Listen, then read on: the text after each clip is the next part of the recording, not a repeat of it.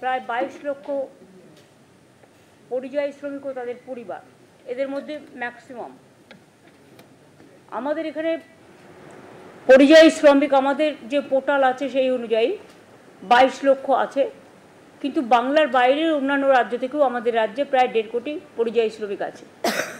কিন্তু আমি এটা বলবো শুধুমাত্র যারা ফিরে আসছেন এবং বাংলার পরিযায়ী শ্রমিক যারা বিভিন্ন রাজ্যে কাজ করেন, তারা যারা ফিরে আসছেন অসহায় অবস্থা, অত্যাচারিত হয়ে, ভাষা সন্ত্রাসকে কেন্দ্র করে তাদের অপরাধী তকমা দেওয়া হচ্ছে, বাংলা ভাষায় কথা বলা যেন অপরাধ।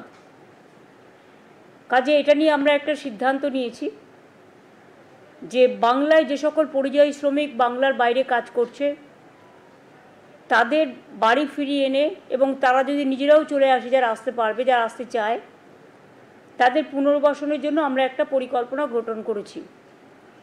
এই পরিকল্পনাটার আমরা নাম দিয়েছি শ্রমশ্রী, নতুন পরিকল্পনা।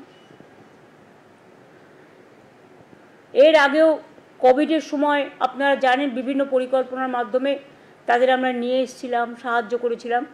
সেগুলো যেমন প্রচেষ্টা, পরিযায়ী সহায়তা, সমর্থন, স্নেহের পরশ, নানান প্রকল্প আমরা চালু করেছিলাম। সারা দেশের অন্যান্য প্রদেশের লক্ষ লক্ষ মানুষকে আমরা বাংলায় সম্মানের সাথে রাখি, কিন্তু বাংলার মানুষ, এমনকি অন্ধ্রপ্রদেশে আমি শুনলাম কালকে একজনকে খুন করে তার ডেড বডিটা পর্যন্ত দিতে দেওয়া হয়নি। প্রতিদিন এই জিনিস চলছে সারা ভারতবর্ষ জুড়ে।